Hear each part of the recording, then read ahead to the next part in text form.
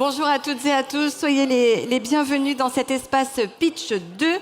Les pitchs qui vont suivre ont pour thématique culture et e-tech, un univers où la technologie rencontre la créativité, où la deep tech devient un outil pour mieux apprendre, transmettre, mais aussi créer et rendre la culture plus accessible. Avant de découvrir cette série de projets, j'ai le plaisir de vous présenter notre jury. Ah oui, voilà, tout le monde est là, c'est bon. Le jury de cette session, Yann Gozlan, fondateur de Creative Holding et Creative Cluster. Bonjour, bienvenue, il est là. Juste à côté, Yannick Izoard, directeur général délégué de Clermont-Auvergne Innovation. Juste là, voilà. Merci pour lui. Et juste au centre, du coup, Gaston Nicolessi, responsable création d'entreprise chez Toulouse Tech Transfert. Alors, juste avant, on a eu un jury entièrement féminin. Cette fois, c'est 100% masculin. Bienvenue, messieurs, en tout cas. Lourde tâche qu'est la vôtre. Ça va être compliqué. Merci pour votre présence, pour votre regard et pour l'accompagnement auprès des entrepreneurs et de la deep tech en général. Ces startups réinventent les formats d'apprentissage, les expériences artistiques et les usages numériques au service de la connaissance, mais aussi du lien. Place maintenant donc à cette nouvelle série de pitch au croisement de l'innovation, de l'éducation et de la culture. Vous êtes prêts? On y va. Voici le premier. Alors cette fois, on a le timer. C'est bon. Le timer juste là avec les 2 minutes. Nous commençons tout de suite cette série de pitch avec Hors Mur. C'est la première plateforme qui permet aux artistes de se produire chez l'habitant et dans les lieux non conventionnels pour rapprocher la culture de tous les publics. J'appelle donc Martin Jeudi, le président de Hors Mur. Merci pour lui. Voici votre micro bien au centre pour prendre la lumière parce qu'on filme. Vous avez le timer. C'est à vous. Alors bonjour à toutes et à tous, je suis heureux de vous partager le projet Hors Mur, qui est un projet qui me tient à cœur. Alors moi je suis artiste de formation, j'ai créé des spectacles chez l'habitant, dans des maisons, dans des appartements, dans des jardins. Et j'ai adoré le faire parce que l'expérience, c'est pas la même expérience que dans un lieu conventionnel. Il y a une proximité déjà, on crée avec l'histoire du lieu, il y a une vraie rencontre entre l'hôte et l'artiste. Et c'est formidable. Je suis du coup devenu hôte aussi sur Hors Mur et j'accueille tous les mois un artiste donc, qui vient réaliser un concert, un spectacle, une exposition à la maison. Aujourd'hui, Hors Mur a ouvert il y a 1 an et demi. On compte 20 000 utilisateurs. On compte déjà 4 000 artistes dans toute la France et 900 lieux. Il faut vous dire qu'il y a un événement chaque jour qui se programme partout en France. Et je suis très heureux parce que ça crée des rencontres de qualité.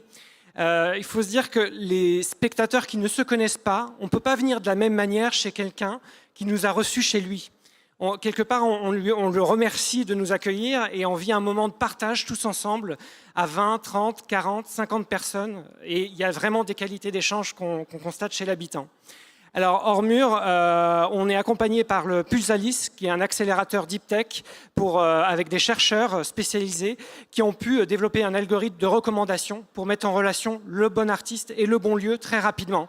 En 5 minutes, vous pouvez réaliser un événement chez vous, le partager et vivre cette rencontre fabuleuse. Moi, j'ai juste quelque chose à vous dire, c'est vivez cette rencontre. Il n'y a rien de mieux que la vivre en tant que spectateur, en tant qu'hôte ou artiste, pour se dire que c'est super. Voilà, et on peut en parler après avec plaisir. Je suis là pour en parler avec vous. Ah ben, il nous reste un petit peu de temps. Bravo pour ce pitch. C'est un peu le star à domicile de demain, quoi. Alors, il y a du stand-up, il y a des artistes de grande notoriété, des artistes émergents. Il y a une grande diversité d'artistes. Et je vous invite à aller voir sur Hors Mur, c'est une application et une plateforme. Avec grand plaisir. Merci beaucoup pour votre pitch. Merci encore. Je vous propose que l'on continue tout de suite. On va remettre le timer et puis repartir. Nous allons poursuivre avec eDiscover, une plateforme immersive qui offre au plus grand public des expériences culturelles uniques dans des espaces dédiés. Et pour pitcher eDiscover, j'appelle Ayman Zeroug, qui est là, le cofondateur. Bienvenue Ayman. Vous allez bien? Je vous en prie, c'est à vous. On va remettre. Bonjour à tous. Attendez, le timer. Sinon, vous inquiétez pas, je me débrouille. Quand je me lève, vous avez 15 secondes à la pression. C'est à vous. Bonjour à tous, je m'appelle Ayman Zeroug et je suis cofondateur de iDiscover. Alors, on aime tous regarder des films et des documentaires, mais ça serait encore mieux de les vivre, être présent dans les environnements avec les personnages virtuels et vraiment visiter des lieux qu'on peut seulement vivre dans les rêves. Alors, le but d'iDiscover, c'est de réaliser ces rêves avec la réalité virtuelle.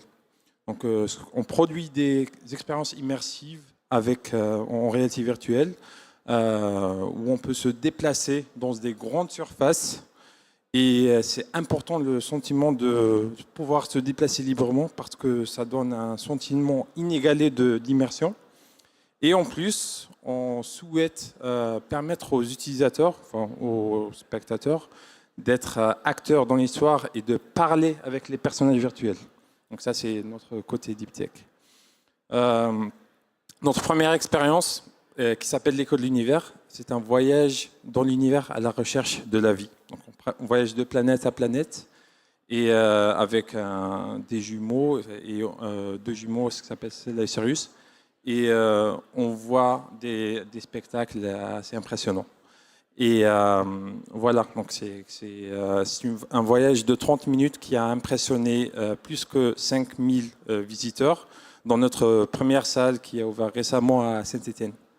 On va bientôt ouvrir une salle à Lyon, bien sûr, qui va accueillir beaucoup plus de monde. Au-delà de créer des expériences, on a aussi développé une plateforme qui permet d'accueillir le grand nombre d'utilisateurs. Et donc 50 utilisateurs simultanément. Et donc, dans ce grand marché qui est en pleine croissance, notre but c'est de étendre notre réseau de franchises en France et à l'international. Merci beaucoup. Merci. Puis si vous voulez plus d'infos, je suppose qu'ils peuvent vous retrouver. Oui, effectivement, c'est sur idiscover.co ou bien pour plus d'infos sur l'expérience eco-univers.com. Parfait. Merci beaucoup, Ayman. Je vous propose de continuer cette fois avec Piki & Co, spécialiste du développement de jeux vidéo transmédia à visée éducative ou apprentissage. Et plaisir ne font plus qu'un. Ça fait du bien. Je vous propose donc d'accueillir la fondatrice et présidente Amandine Piguel. Bienvenue Amandine. Aujourd'hui, la souffrance psychique touche presque 30% des 18-25 ans.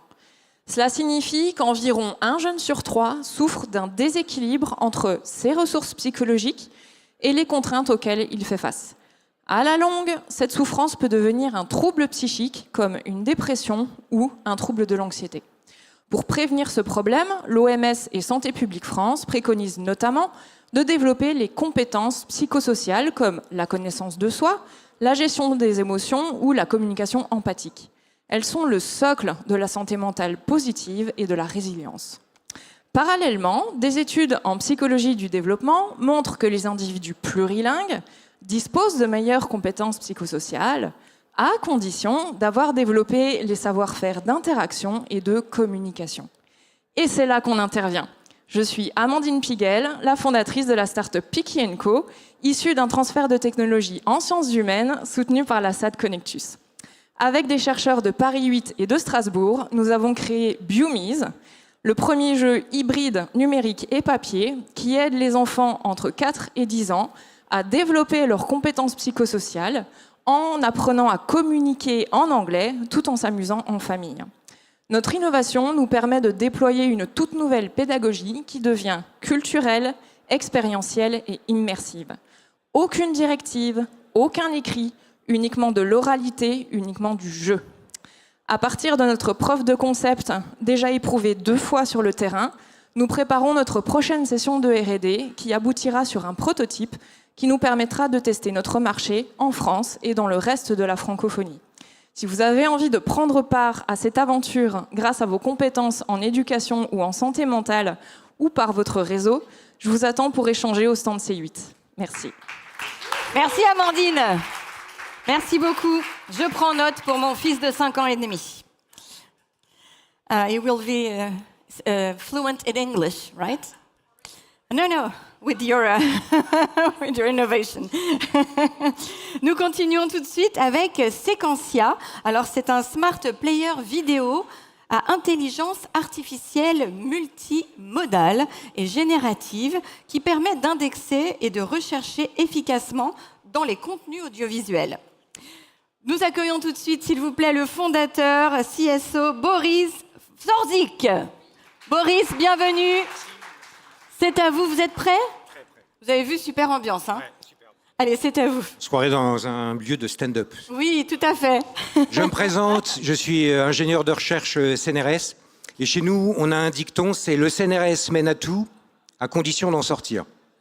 Et c'est vrai qu'après une carrière artistique mitigée, à faire des blagues sur scène, la preuve, mon dernier spectacle s'appelle l'IA ne remplacera jamais l'homme. Elle n'est pas assez con. C'est au théâtre de l'IA, vous pouvez y aller, c'est Métro Voltaire. J'ai créé une start-up Sequentia qui commercialise un moteur de recherche vidéo profond avec un brevet sur l'indexation en IA multimodale. Si vous voulez, les vidéos, je les séquence en IA, d'où le nom Sequentia. J'avais pas de budget marketing. Hein. Sinon, j'aurais appelé ça CapCut, hein, je suis pas bête. Enfin, c'est pas... Alors, de toutes les IA génératives, celle que je trouve la plus magique, c'est la traduction automatique. Moi, je vends du sous-titrage, du doublage toute la journée alors que je suis nul en anglais. Une vraie revanche sur la vie. Non, mais c'est pratique. Quand vous voulez être tenu au courant d'une actualité outre-Atlantique, c'est tout bête, vous utilisez Google Translate. Si vous voulez comprendre plus profondément un article scientifique tout seul, moi, je vous conseille DeepL.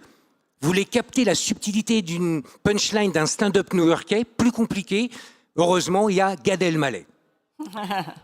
Et le gros avantage, c'est que les startups deep tech, c'est ça que je voulais dire, on ne sait pas trop ce que c'est. Quand vous créez une startup, il faut qu'elle soit quelque chose tech. Par exemple, FinTech au service de la finance. EdTech de l'éducation. SportTech au service du dopage. Moi, j'ai préféré créer mon propre environnement à partir de 3 mots-clés. Procrastination, ça c'est sur YouTube, tu regardes des vidéos que tu n'avais pas prévues. Amusement, sur TikTok, c'est ce qui est de mieux. Et sérendipité, découvrir quelque chose de formidable sans faire exprès, sans le vouloir, normalement. Bah, un peu comme vous maintenant. Ok, partons du P de procrastination en passant par le A d'amusement pour finir sur le S de sérendipité. On peut dire que Sequentia s'inscrit durablement dans l'écosystème de la pastèque et a vocation, avec YouTube et TikTok, de se partager le marché de la pastèque à 3. Mais les 2 autres ne le savent pas. C'est tout pour moi, mais je crois que pour vous, c'est déjà beaucoup. J'adore, bravo. Standing ovation, bravo. Merci beaucoup. Merci à vous. Merci Boris. Ah, ça fait du bien. Un petit peu d'humour aussi, pourquoi pas. On va continuer tout de suite avec Stelia. Stelia qui conçoit des solutions d'intelligence artificielle au service de l'éducation, de la formation, mais aussi de l'emploi. Pour pitcher Stelia, j'accueille le CEO Sami Labadi. Bienvenue Sami. Ça va? Oui, Avancez, ça va, je ouais. vous en prie. Je suis un peu moins C'est à à l'aise vous. avec les pitchs, donc j'ai pris quelques notes. Bien sûr. Donc bonjour, je suis Sami, donc le fondateur de Stelia. Le rêve en éducation, c'est de personnaliser l'apprentissage à chaque individu. En entreprise, c'est d'avoir les talents de demain, de fluidifier l'accès au savoir. Et donc c'est sur ces rêves que la mission de Stelia s'est forgée. En 2017, il y a eu un tournant dans l'IA avec l'apparition de l'architecture Transformers, qui est à la base des LLM aujourd'hui. Et dès 2019, on s'est emparé de ces bases technologiques pour concevoir des solutions d'IA au service de la connaissance et du développement des compétences. Donc on a constitué une équipe d'IA de pointe. On a des partenariats de recherche avec le CNRS de Paris-Saclay, avec lequel on a fait un programme de maturation, et l'INRIA, pour proposer un panel de solutions qui répond à ces problématiques. Donc notre première solution, dès 2020, on a sorti un chatbot pour les écoles du supérieur, qui est très fiable en se basant sur leurs connaissances. On a été pionnier des architectures RAG et graphes de connaissances, qui évitent en grande partie les hallucinations. Et depuis 2023 et 2024, on met en relation le savoir avec les compétences pour accompagner à la fois la certification RNCP des formations, Les responsables de formation peuvent mesurer la couverture d'un référentiel de compétences par leur contenu. Mais c'est aussi vrai côté entreprise où, en fait, dans pas mal de secteurs, la compétence est clé, et en particulier dans la maintenance, où on va suivre l'évolution des compétences des contenus. Voilà. Donc rendez-vous sur stelia.ai ou sur mon stand. Merci Samy, merci beaucoup. Merci beaucoup. Alors il nous en reste une à découvrir, pas des moindres. Alors j'appelle dans un instant la CEO et fondatrice Stereden Hudson-Offray pour nous parler d'XM Bubble qui protège l'authenticité des objets de valeur grâce à une carte d'identité biométrique alliant innovation et traçabilité. Stereden Hudson-Offray, s'il vous plaît. Merci beaucoup. Bonjour à tous, je suis ravie d'être parmi vous. Prenez un objet de valeur, que ce soit un sac à main de luxe, une montre, Rolex ou autre, ou encore une œuvre d'art. Imaginez qu'en un seul clic, vous puissiez vérifier son authenticité, mais aussi son histoire et en plus sa valeur. Eh bien, c'est ce que nous proposons chez XM Bubble. Parce qu'il faut savoir que l'authenticité, sur ces marchés-là, eh bien, c'est la base, c'est le fondement de la confiance. C'est aussi le lien qui va unir les objets dans lesquels les collectionneurs vont investir. Ça va être un véritable lien émotionnel avec eux. Chez XM Bubble, nous avons une innovation qui s'appelle la XM Box. Qu'est-ce que c'est? Eh bien, c'est une boîte qui permet, grâce à une combinaison d'algorithmes, d'analyse, de textures, de deep learning, mais aussi de blockchain, de venir analyser finement tout objet de valeur. Vous le placez à l'intérieur et vous allez, en quelques secondes, obtenir sa carte d'identité biométrique, ce qui est une véritable empreinte digitale de l'objet qui va le suivre tout au long de sa vie. Pour cela, nous collaborons avec le laboratoire de physique de l'ENS de Lyon. Nous sommes une équipe plutôt experte, bien sûr, en sciences, mais aussi au niveau industriel et enfin en marketing. Aujourd'hui, nous ciblons plutôt les marques de luxe, mais aussi les acteurs culturels, les collectionneurs, les experts, mais aussi l'industrie. Aujourd'hui, ce que nous voulons, c'est de lever des fonds. Nous cherchons 500 000 €, dont 300 000 en equity, pour aller plus loin au niveau de la commercialisation de notre XM Box et pour atteindre le seuil de rentabilité d'ici 2028. Alors n'hésitez pas, rejoignez-nous dans l'aventure. Merci. Merci beaucoup Stereden, merci. Et bien voilà, ça y est, c'est déjà terminé pour cette session. J'aimerais remercier toutes les startups pour leur créativité, leurs innovations, leur audace, leur vision en fait leur vision d'une culture et d'un apprentissage plus accessible, plus inclusif et plus interactif aussi. Merci à vous.